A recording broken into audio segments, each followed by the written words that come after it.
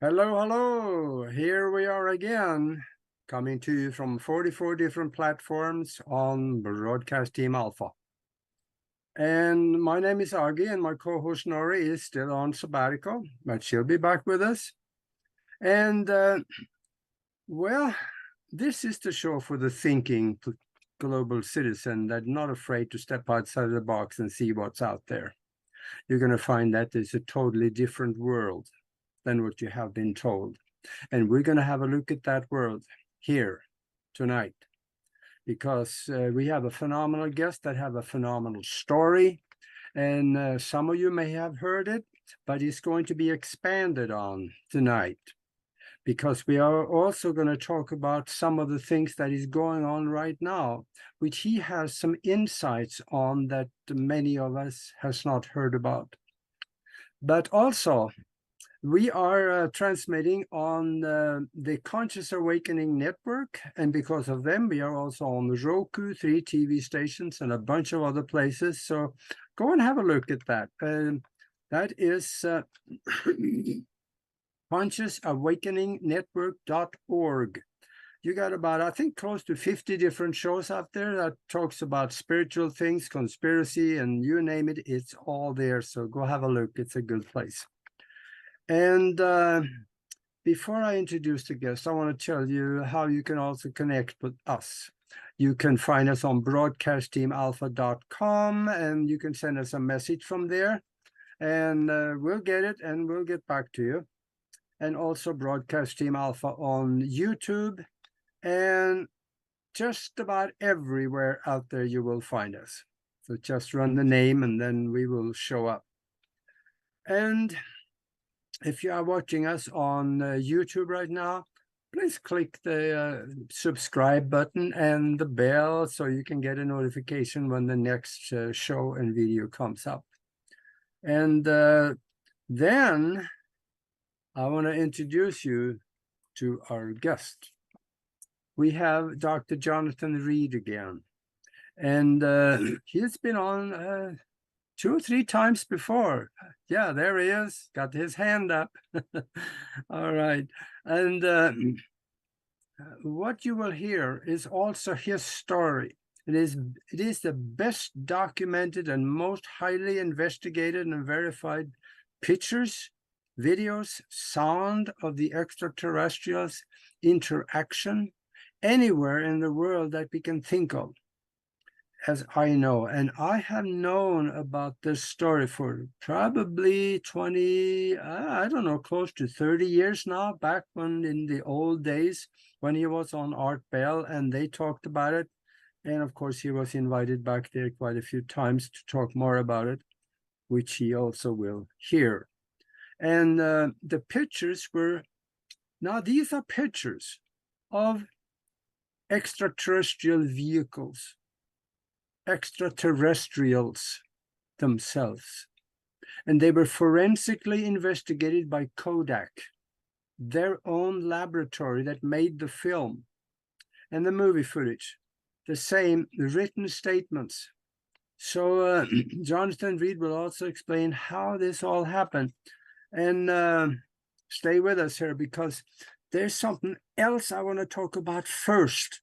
We're going to get to that also, but we're going to talk maybe a little bit first about what's going on right now, because there's this plethora, there's this flood of government information on the UFO and extraterrestrial existence that is coming out. And we would think this is a good thing, is finally they're letting us know about it. Well, maybe I want to pick his brain and try to find out, is there a plan behind that that may not be as good as it looks on the surface? So welcome to the show, Jonathan. Welcome back. Thank you. Thank you, Augie. I feel privileged to be with you and look forward to sharing again tonight. Yeah, this is going to be fun. And I would love to get to your story again, because there's things in there that I've heard it several times. And every time I hear it, it makes an impact on me. It creates new neural network in parallel with the ones I have on it, I think, because it is so unique. Well, I appreciate that. And now we have UFO information coming out from governments all around the world. Why now? What do you think?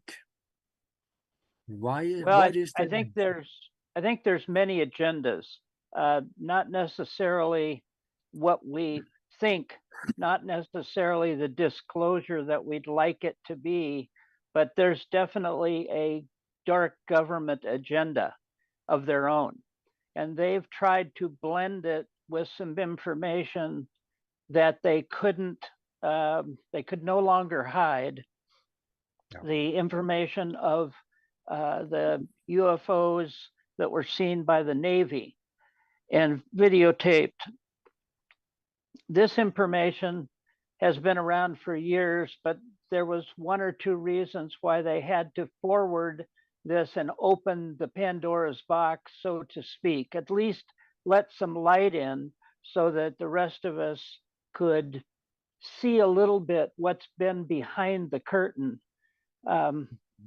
These agendas are not necessarily for our benefit, but for their own, the government's benefit. We have to remember that government doesn't usually do anything unless it's going to benefit themselves. Yeah, that's what I'm afraid of, because yeah, me too. I have seen a document, it's a CIA document, that, well, Operation Bluebeam is the title of the document. It's on the CIA website. And I talked to somebody here, I don't know, a couple of weeks ago, and he said that the document is there, but they keep moving it because people find it, and then they talk about it. So I think the best place to hunt it down is to go into the reading room on the CIA website. Go into the reading room and try to search through there. You may be able to find it after they moved it, because this document is quite a volume, is 100 and some pages. It explains in their own language, on their own paper, under their own insignia, that there's going to be a false alien invasion, and they are doing it with holographic projections of UFOs in the sky, thousands of them. And they're all, well, not all fake. There will be some real ones, which they also have in between.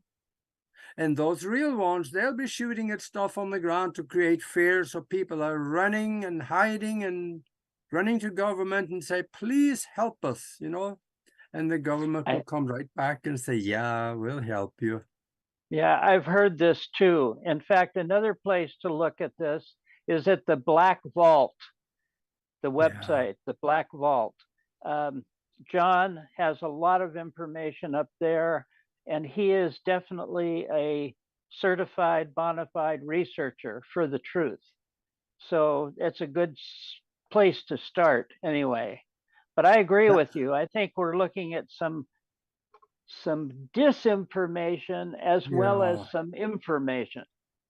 Kind of like we're being led down the road to show what they want us to see.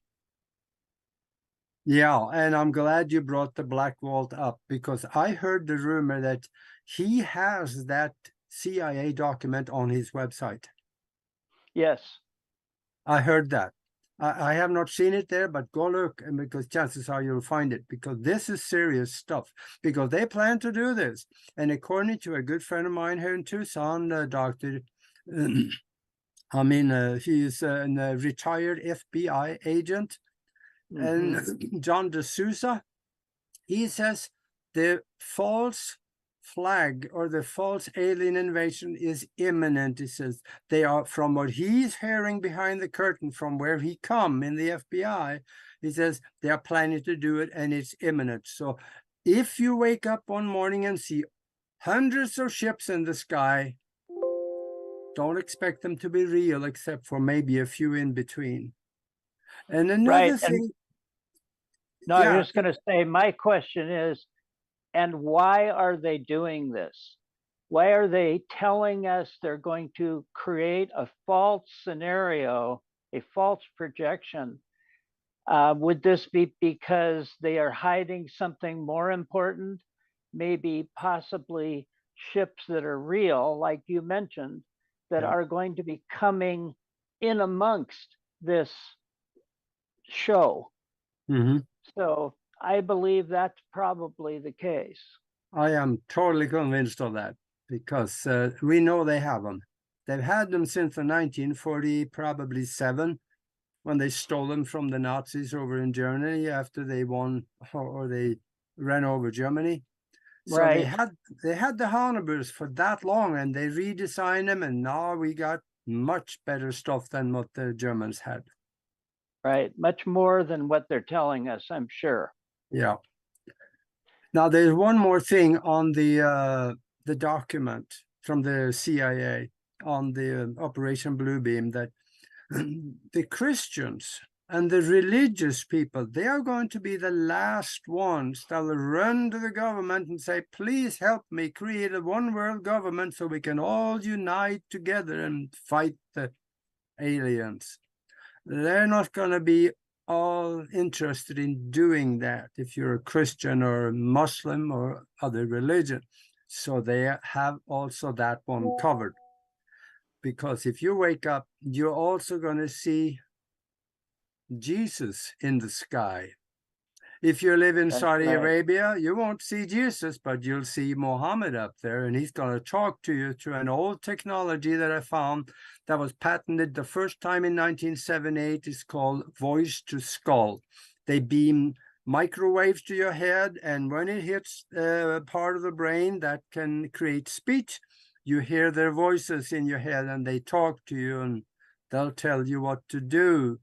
But you'll see that Jesus in the sky. And when the Christians are hearing Jesus is talking to them, they're going to run and do the same thing.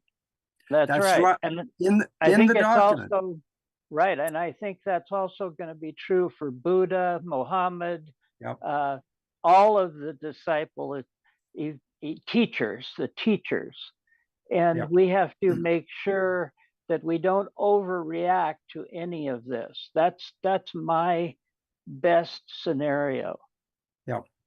Absolutely. And now I have not talked to you about this, but what do you think we know the extraterrestrials are here. They're walking among us right now, some of them. If you have a good telescope, you can see them circling the moon. They're out there waiting, hundreds of them. Yes, you can almost see them daily. Yeah. What do you think they want to do? Can they interfere in some way? What do you think? What do they think now? Well, by my understanding, by my learning over the last 28, 29 years, is that we first have to understand, why are they here at all? Why are they interested in our planet, or planet Earth, that we call home? And I believe that the reason is that this planet is so unique. It's such a jewel in the universe that can take multiple life forms and have them thrive, living together, maybe in less conflict than anywhere else. And they believe that all life is important, that it all has an importance to the overall um, working of life itself. They believe in one creator, like we do, most of us. They believe that all life has meaning, more so than communication with each other. Maybe on the idea of the spiritual realm, that there is a power to that that we can't even conceive. It's so far above us. They also are some of the supporters and maintenance of things like our souls, that the soul that rides inside of us, that we are the vehicles that these souls inhabit. And from then on, we need to understand how important their role is in our lives as well. Even though they don't mention this to us, they don't interfere with us. I know lots of people wish they would come and talk to us openly during the day in front of everybody in the cameras, but they can't. They have laws and rules that they have to follow that's been given to them by their creator. And they are extremely influenced by some of these sovereign rules. Yeah, I know we've been all watching Star Trek, and you cannot interfere in a civilization, but the Prime Directive is actually real. Absolutely. They have told us this from day one. I mean, I've talked to people all over the world, and I certainly don't have all the answers, but by what I've interpreted, what I've understood, is this prime directive, as you call it, is a real thing, and that they are very, very have to be strict to stay with this. Yeah. Now, I mentioned the word interference a little bit earlier, and I think that in small ways they may be able to do that, but Yes, I agree. yeah, and another way too, if we are in a place where we destroy the planet, blow up the planet, so to speak, yeah, then I think they could interfere. Yes, I agree to that. We know, you and I know, and everybody else knows that if an alien race wanted to extinguish the human race, it would be done in the blink of an eye. Yeah. So there's no fighting this. They are truly superior to the human race. They may be millions of years in advance of us, but yet they still have a connection to us. We are a kindred spirit and soul with them. We are not isolated. And they have told me, as well as many other people who I've spoken to, that this relationship is very, very necessary for life to continue in the universe. Now, that doesn't mean they're all good and they all want to, protect us.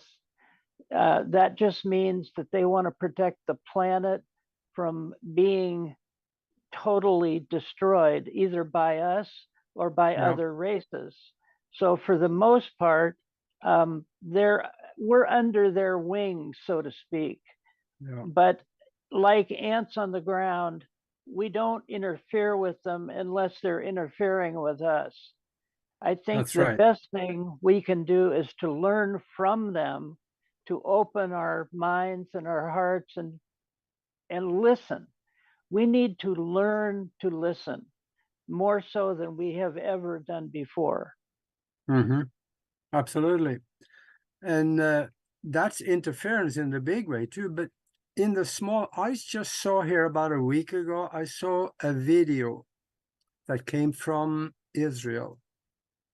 The Palestinians were shooting rockets, and there were streams of rockets going towards inland Israel. Now, there was also 4 lights in the sky above there, and the lights, they just went over the rockets and positioned themselves right in the path of the rockets, and they neutralized every one of them came. Did you happen to see that video? Yes, I did. And I have friends who are in Israel right now who have seen many things like this, that there's an intervention in some respects, Yeah. but it's very, very focused. In other words, it's not a blanket intervention, it's a No. specific thing. I don't have the answer to what they're exactly doing, but I will keep my ears open and let you know as I find out. Yeah, because that video just blew me away, because there they are and they are interfering. They neutralized. I mean, that's just, we've never heard of anything like that before. Well, I think in the literature, in the history of of UFOs, or whatever you want to choose to call them, I call them UFOs. I Mm-hmm. think the pilots of these craft have, throughout history, have told us that there is a right way and a wrong way, but they haven't given us a book of directions. They've Mm-hmm. left us to figure it out and learn to listen and learn to interpret what they're trying to tell us little by little. But it's just in small little droplets. Yeah, Maybe they feel we can't handle it all at once. And that may be very true. probably. Do you think that there is a combined extraterrestrial plan to slowly bring us to a point where we globally could accept their presence? Yes, I do. I do feel that there is an overall agenda of Mhm. of at least teaching us more and more, bringing us Mm. to the table so that we will be able to be accepted into these different pockets of information. We have to Mhm. remember, just like the humans on Earth, there are lots of different factions, different races, Yeah, and they don't all have the same agenda. But for the most part, and it's lucky, for the most part, I believe that it's positive. There's an overall positive agenda, alien agenda. Um, yeah. there are, like I say, there are little factions of negative people, just like humans, negative Mhm. aliens. But for the most part, I believe there is a plan, and for my understanding, the plan is to elevate human beings, to elevate our spirits, our life energy, so that we can ascend to another level.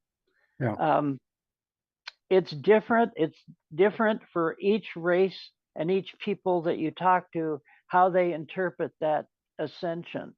But Mhm. overall, that's what I feel is happening. And more so lately than ever before. I mean, more so in the last 10 years. So I mean, just like myself, I have a positive contact that I've had for 28 years, and that's practically unheard of. There are other people that have long agendas with Yeah. another alien species. I've talked to somebody who had one for 60 years, and it's Oh, ongoing. So they're trying as much as we are. I think my circumstance was a crazy set of events that tumbled into my lap that I had no control over, and possibly they didn't either. But they saw an opportunity to use me either to study and to process information through me so I could learn it and pass it on. And that's what I've been doing.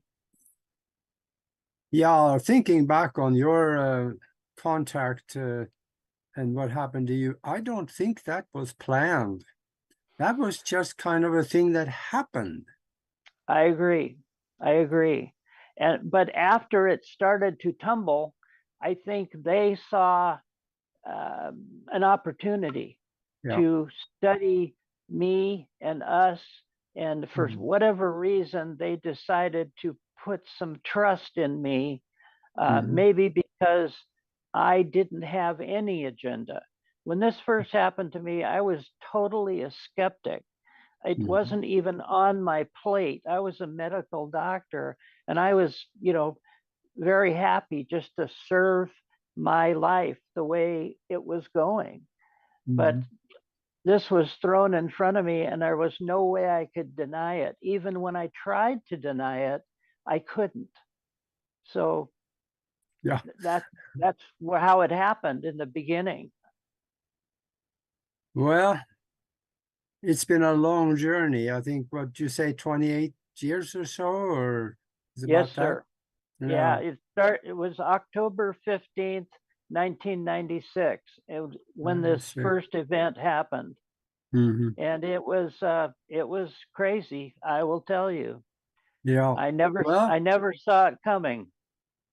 well, since we started talking about it, so we might as well go to your story here. But for those of you that joined us late, we are talking with Jonathan Reed, that had a phenomenal extraterrestrial and UFO contact experience, and he is going to tell you more about that here now. I I was kind of when it comes to that story, I don't even know what to ask anymore. I'm just going to let you loose. Maybe you're just better on your own on this one. Explain it. Well, I'll start to explain it, and then you can jump in and ask me Okay, questions. that's Okay. good. And like I have to tell everybody who maybe isn't aware of my circumstance, hey, if this didn't happen to me, if I didn't see the evidence in my hand and experience it myself, hey, I wouldn't believe it either. Because Yeah. for years I tried to deny it. I tried to tell myself this couldn't have happened. It just didn't make any sense. It didn't fit my paradigm. Hey, I gotta say something here that I forgot in the initial talk. You have a book out, and I went to Amazon and looked, and it is all 5 stars. Well, thank you. Thank you. Yeah, Yes, in the beginning, talk about that book just for a little bit, because people need okay, to know about this. when I came out publicly, I had been living this existence for almost 3 years before I ever went public. I had some people that were positive people approach me and say, Jonathan, we know you need some help, and we will help you. We will help you understand possibly why this happened to you and the importance of you getting this information out to the public.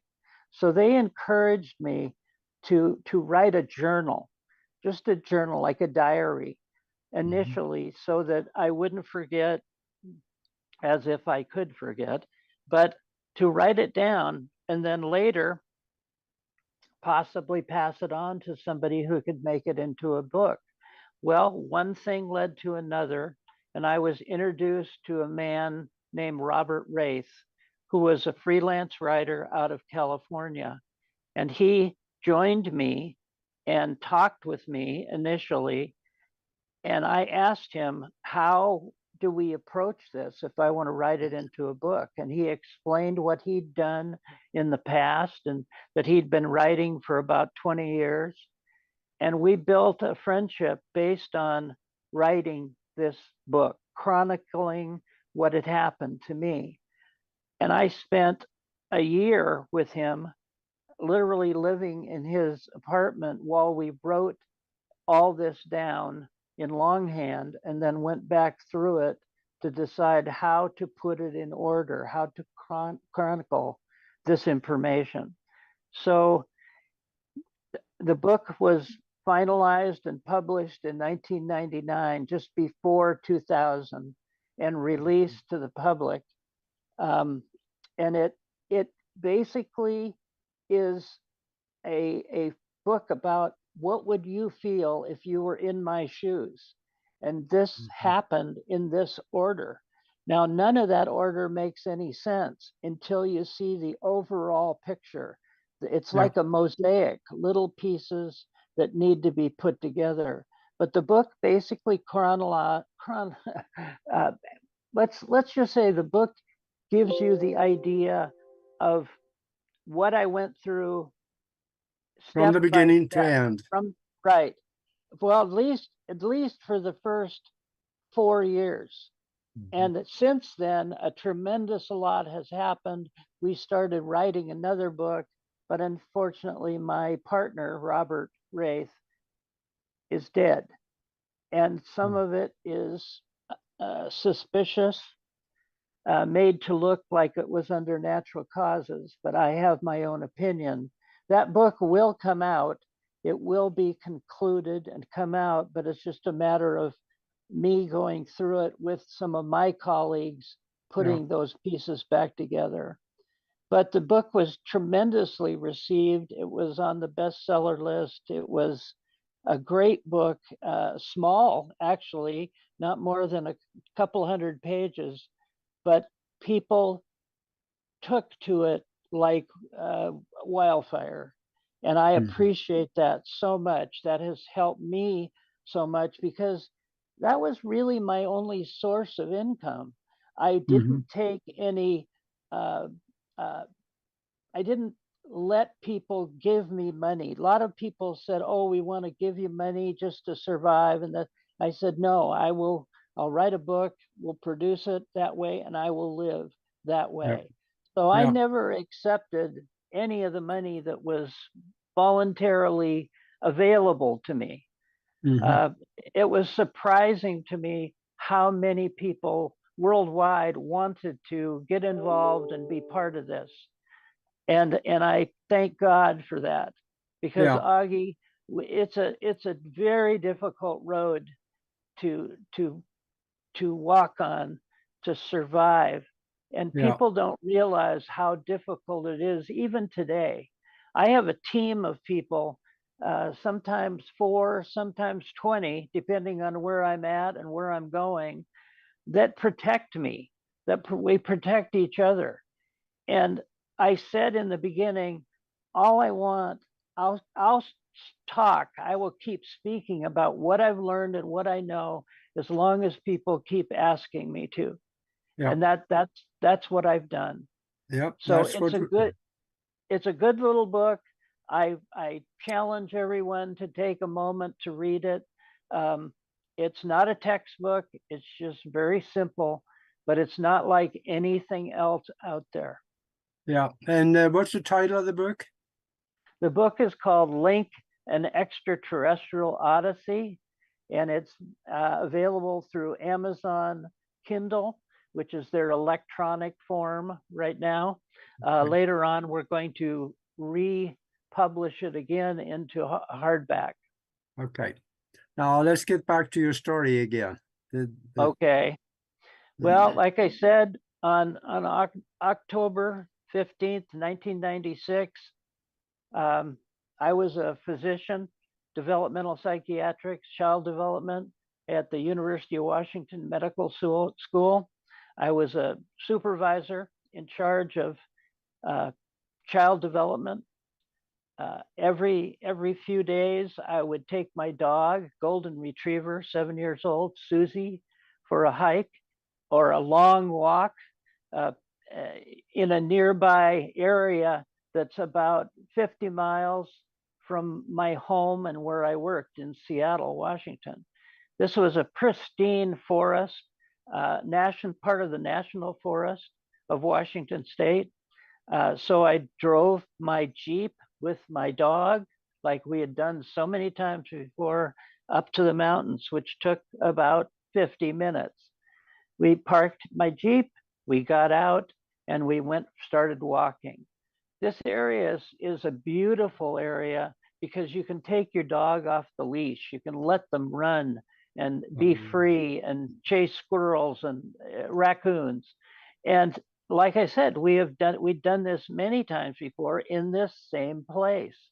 And it was late fall, but a nice day, a little overcast, middle of the day. So we parked my Jeep at about 2 o'clock and started walking down these trails that were like old logging roads. Some of them had overgrown, some of them weren't, but yet a wonderful area if you like to walk and hike, just wonderful. We'd been walking for about an hour, and she took off running like she always did, but this time was different. There was a different tone in her voice And if you've ever had a dog, you realize that you get to know their voice. Yeah, you And do. this time she wasn't just softly barking, she was barking loudly, and it became more aggressive, this sound. And I thought, well, maybe she's found an animal, because this is a national forest. It's full of bear and wildcats and things like that. So I thought, well, maybe she's in trouble. So I set my pack down because I couldn't see her. I could hear her, but I knew she was fairly close. But I set my pack down and I picked up a branch, a broken branch that had fallen from a tree the size of a big baseball bat, just in case I had to untangle her, you know. So I continued up this path about another 30 feet, and I heard her so close, it sounded like she was right next to me. So I literally turned and jumped down through the brush, through the underbrush, which was so dense that I couldn't see through it. But I landed right in front of what I couldn't believe I was seeing. She was being held by a small, dark creature about 4 feet tall, and he had her by the head and was throwing her back and forth and back and forth. My dog weighs 80 pounds, but he was doing this like it was nothing, like there was no weight to it. And again, nothing made sense. I ran, took a step forward. I saw him literally tear her head apart at the jaw, and her head and her backbone came out of her, and it was terrible. It was a terrible sight. Blood everywhere. She was literally yelping and screaming as this was happening. I said, Susie, let go, let go. But she couldn't stop. She couldn't release from this creature. I took a step forward. I grabbed this bat in my hand and swung it as hard as I could and hit him in the head, in the back of the head, and split his skull open. His blood, his sinew, his brains were flying everywhere, and he fell to the ground. And I thought he was dead, and I hoped he was dead. This was a terrible scene, Augie. This is, people don't understand. You have a dog that's like your child, and you care so much, but to see them killed in front of your eyes is just a terrible thing. And I, at that second when it fell to the ground, I fell to the ground too. I fell to my knees with a crippling sickness that was like being irradiated. Some people said it sounds like it was similar to having a radiation poisoning, that my body released everything. I had my bowels, my bladder, everything just released all at once. Had no control of my muscles. I couldn't get up. I couldn't stand. And nevertheless, it was happening right now. I thought I was going to die. I thought I was not going to, I couldn't breathe.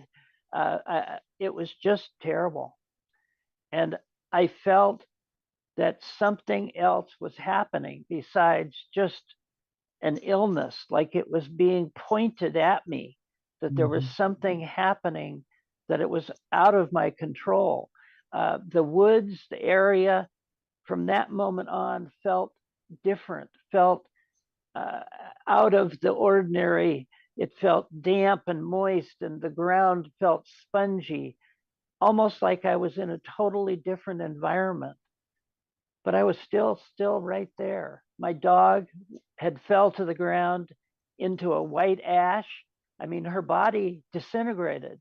This being was in front of me, not 3 feet away from my head. Yeah.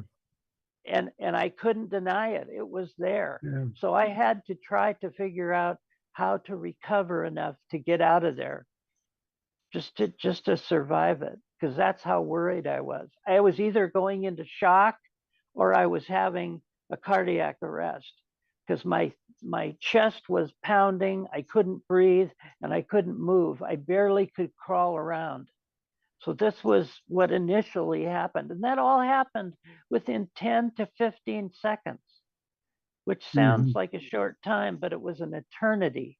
It was terrible to see this, to witness this, to feel it. I Yeah. wanted it to go away.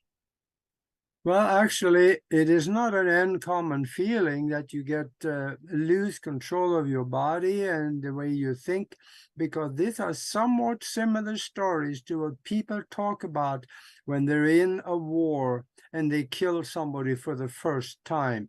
A lot of them, they just totally turn inside out and just throw up and let the bowels go, and they just can't control themselves because they know what they did.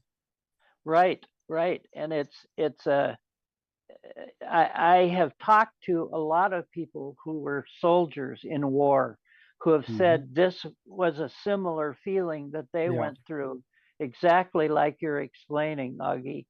Hmm. And uh, but the problem was I was 20 miles in the wilderness where there was no other people around. This was Yeah. the end of the season.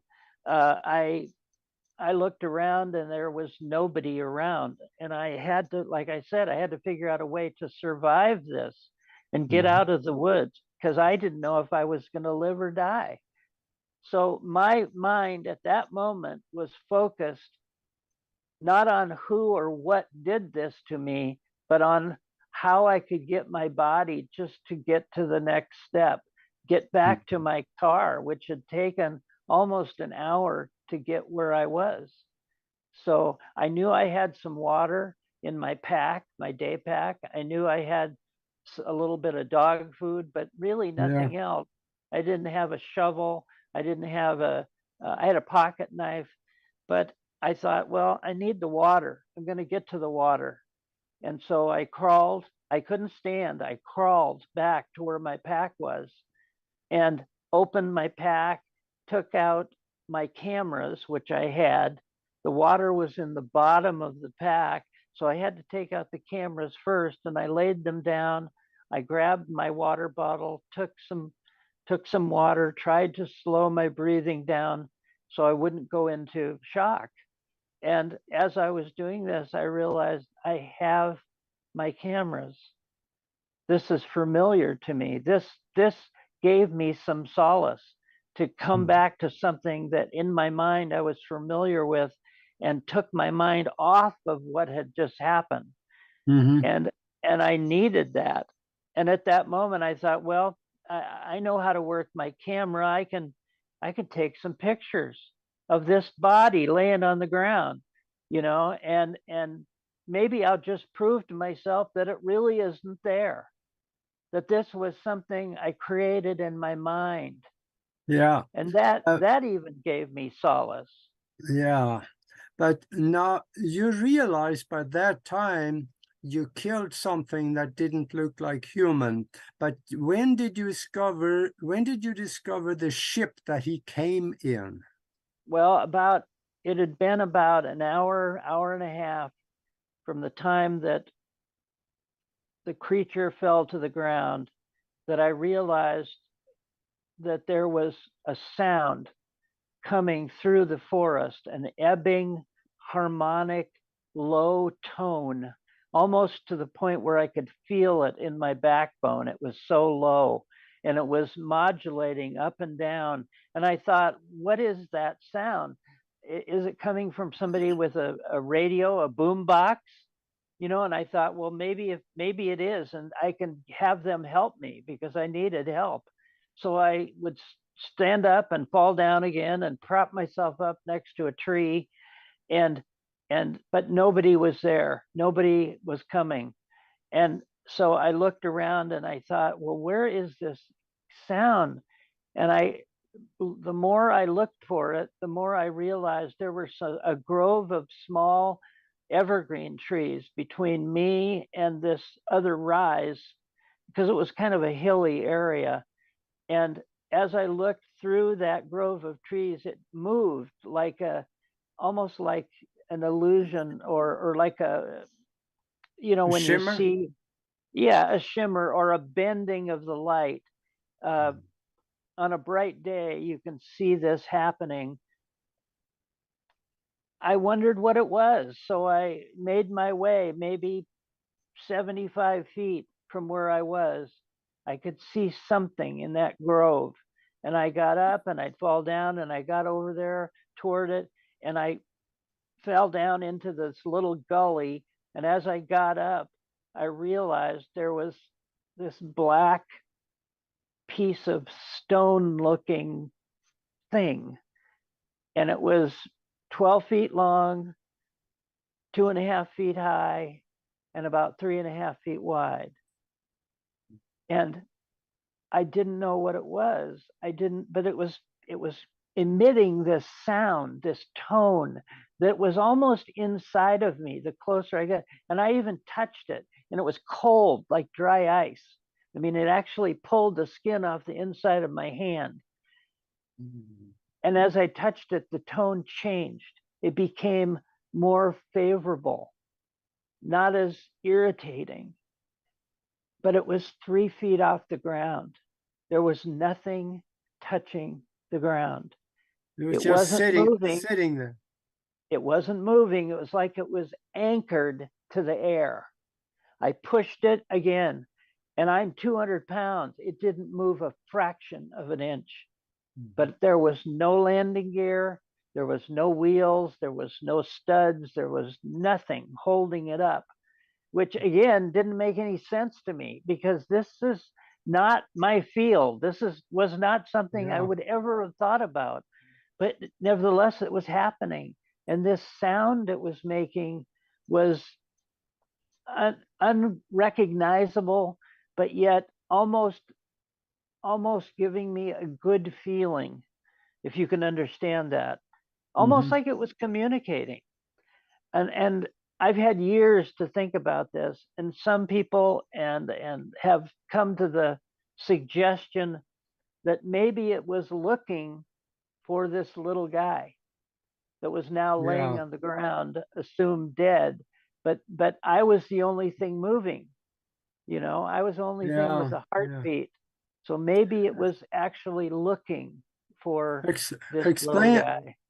Explain a little bit about what did the little guy, the extraterrestrial, look like to you at that time? Well, it was dark in color because it had a suit, a skin suit, I call it, covering its entire body from its neck to its feet. His hands were covered, his arms, his legs, his torso, all of it covered with one material, seamless. And I incredible, shiny, almost slippery, almost felt like it was a little bit oily, but yet there was no residue that I could see. But its face, its head was no hair, old looking skin, gray and pink, a grayish pinkish color, thick, very thick, like an old pig skin. Its eyes were very large. They were about 2.5 inches large from center to exterior. It had almost no nose. There were small openings where the nostrils were. It had a very small mouth. Its ears were just a timbular opening. There was no ear flaps. And I photographed it. I photographed it in the woods. I photographed it every way I could. I videotaped it. And at that time, I thought it was dead. But later on, I realized it wasn't. And because I brought the body home. I wrapped it up in a thermal blanket. I didn't want to touch it with my hands. So I used the thermal blanket underneath it and wrapped it up like a sleeping bag, put my straps from my pack around it. It was extremely light, you know, like 50 pounds. And I just carried it and decided I had to get out of there maybe I could hide this body. Maybe I could put it under some brush that I could find between where I had parked my Jeep and where I was. And literally, I found myself back at my Jeep almost magically. I don't know what happened. I don't know where the time went. I mean, it took me an hour to get there, and it felt like it took 5 minutes to get back. So that's another incredible part of this. Um, I put it in my Jeep. I got in the driver's seat and just sat there for quite a while thinking, what's happened? Where's Susie? Where's my dog, who always was next to me in the passenger seat? But she wasn't there. And I looked in the rearview mirror and I could see that there was something wrapped up in this silver gold thermal blanket. Yeah. So I had to get home.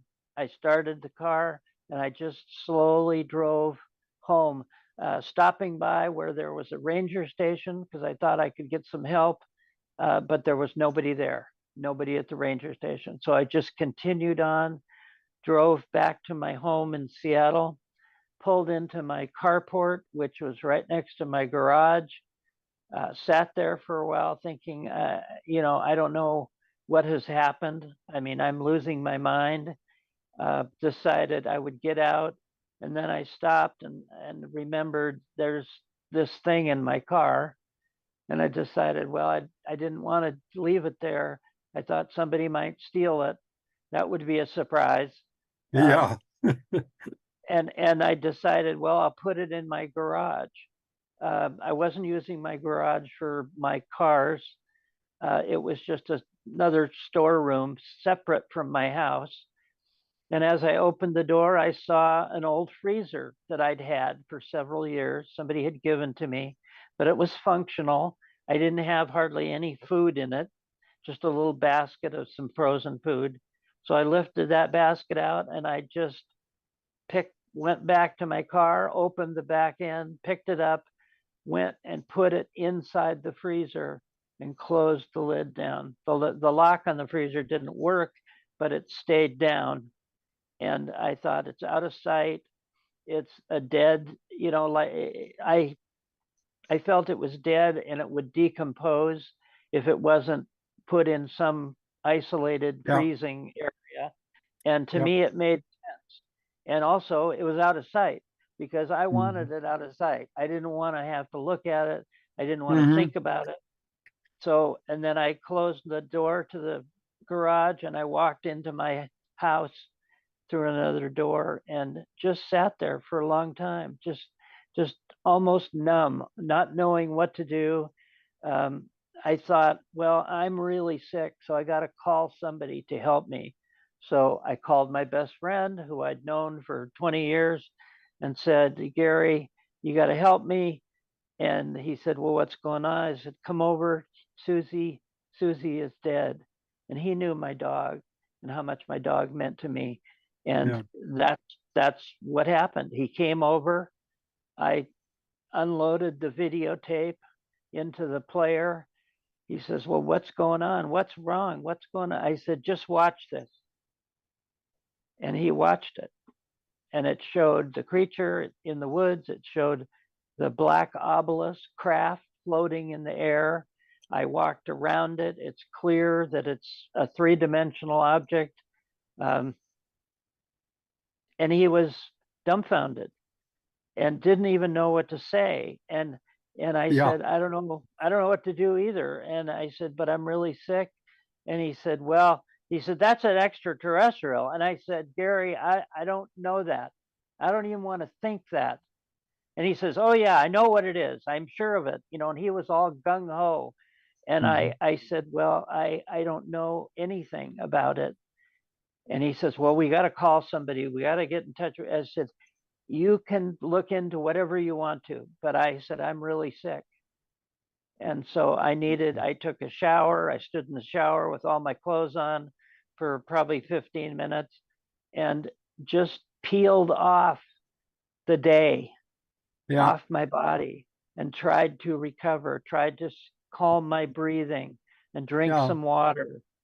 I know now that we got 5 minutes left of the show. So tell us also what happened when you again discovered that this extraterrestrial was actually alive, and then speak also to the fact that you may have had contact with him afterwards and learned some things. Those two Yes. issues we need to do in Well, those 5 minutes. while it was in my freezer for 3 days, I had been taking it out, laying it on the garage floor and a table, and having friends come over and look at it to help me decide, what do we do with this? What is this? And on the third day, I was supposed to show it to another doctor who I worked with. And he called and said, Jonathan, I'm not coming. I'm not going to do this. You shouldn't be doing this either. You should stop right now. And then he hung up. This was so unlike him that it made me mad. So I went out to the garage and I was going to put away the table and the lights that I had set up there. And as I was entering the garage, I heard this sound, this scratching or rubbing sound, like the compressor was going out. And it was an older freezer. So this, made perfect sense. Maybe that's happening. And if that was happening, the freezer's going to quit working. And then I'm in for another problem because this thing's going to, basically thaw out and I'm going to have to do something else. Well, as I'm hearing this sound, all of a sudden, I thought, well, I'll check the thermometer to see if the freezer's broken. So I opened the top, and as I opened the top, it sat up out of the end of this thermal blanket and screamed at me, and so loud with such power that it literally pushed me back away from the freezer, just like somebody taking their hand and putting it in your chest. It was crazy. It was unbelievable, but nevertheless, it was happening. So it screamed at me so hard. I wanted to, absolutely leave the place. I ran out of the garage, went in the house, and just sat there, not knowing what to do at all. And so that was the first time I knew that it wasn't dead. It had been playing possum. In fact, one of the videotapes we have that I thought was dead, I photographed it, did kind of an anatomical examination of it, but it's blinking and moving its head, trying to play possum for me. So it was alive the whole time. And after that, I decided I would go back to the garage. I called Gary. I let him know we have a bigger problem, and decided that it was hurt. It had a huge wound in its head, and I thought, well, maybe it's suffering terribly, and maybe I should put it out of its misery. Maybe I should take my shovel and kill it if it's suffering that bad. But as I went out and it sat up, it didn't scream the same way, and it looked at me and almost put feelings in my head, different images in my head, like it was trying to communicate. And it was. So for the next 8 days, 7 days, I would go back to the freezer and open the door, and it would sit up and look at me, finally get out of the freezer on its own and just sit in front of the freezer looking at me and throwing images inside my head so fast that I had to say, slow down, you're hurting me. Because this imagery was coming so fast.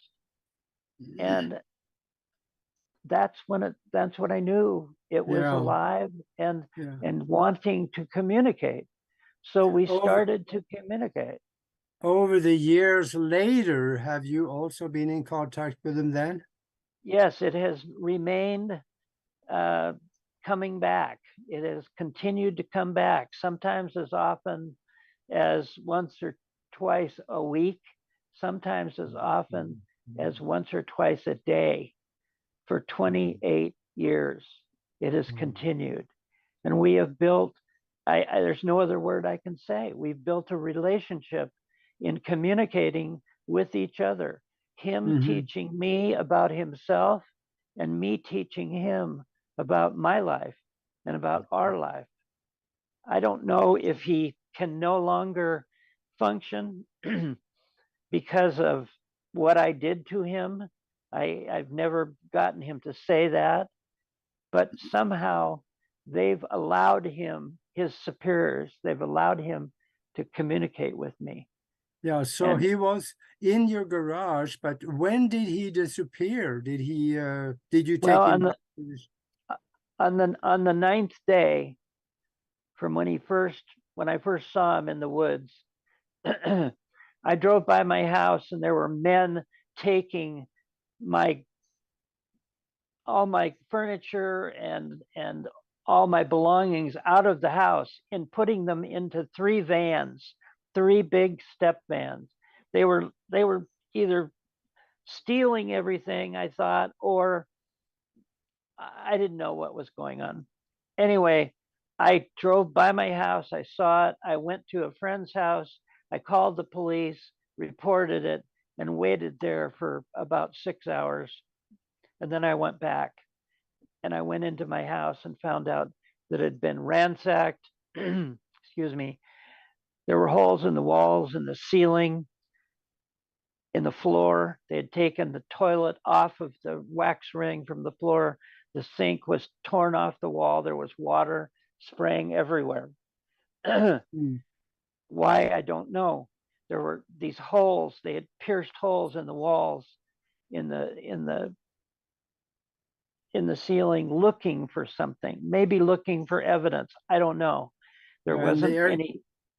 the These extraterrestrial was missing? no, well, I went to the garage and the freezer was gone.